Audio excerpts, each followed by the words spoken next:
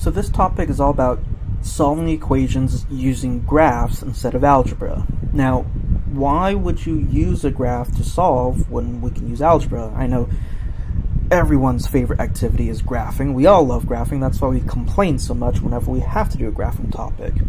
Well, I hate to say it, I mean, I love algebra as the next guy, but there are some things that algebra just simply can't do.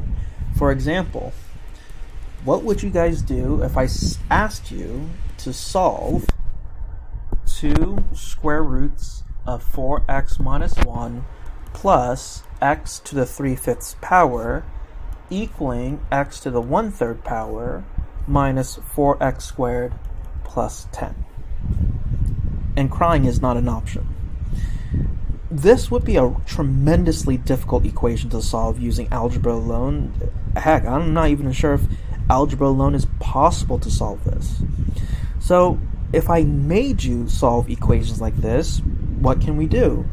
Well, one thing we can do is graph. Now, I'm not going to expect you guys to spend 10-15 minutes making an XY table and plotting points by hand. So for this particular topic, we're going to go ahead and use a graphing calculator or use Desmos to solve this. Now, for this notes, I'm going to use Desmos. If you are using your own graphing calculator and you want to know the steps to do this, please see me in class and I'll totally help you with your calculator skills. But for right now, let's assume we're all going to be using Desmos. So in order to solve equations by graphing, what you have to do is you make each side of the equation its own function. So I'm going to make this guy his own equation or own function, and I'm going to make this guy his own function.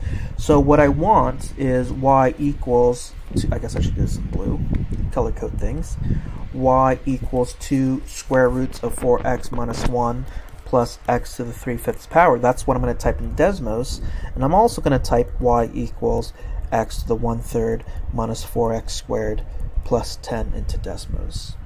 So let's go ahead and do that. I went ahead and did it beforehand. I already typed it in. So if I were to graph the first half of the equation, it looks something like that. And if I were to graph the second half of the equation, it looks something like that. Pretty weird. Well, what is it that I'm looking for? Well, solutions to equations or systems of equations will always be the intersection points. So I'm going to figure out where they intersect. Now, for Desmos, it's as simple as clicking the intersection point. Again, if you're using a graphing calculator, ask me in class, and I'll show you what buttons to press. But if we go ahead and click on where we think the intersection is, Desmos should highlight it for us and tells us exactly where they intersect. Now, how do we write our answer though? Well, let me go ahead and just quickly crop this so we can put it in our notes here. So using Desmos, we were able to get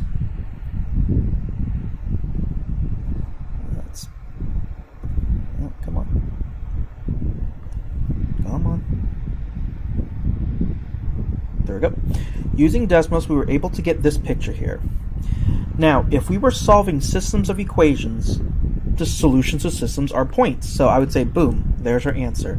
But remember, we were solving an equation. We were solving for x. So if you're using a graph to solve an equation, your answer would be x equals 1.224. That is it. Please do not give me this. This is not a valid solution to the equation. It would be a valid solution to a system, but we weren't solving a system, we were solving an equation. So if you do give me this coordinate, unfortunately I have to mark you off incorrect. To solve this equation, I'm asking to solve for x, which means I only want the x answer. And that's basically it for this topic, using graphs to solve hard equations. Just graph both sides of the equation as a separate function and see where they cross. Sometimes they may cross more than once. You want all the answers.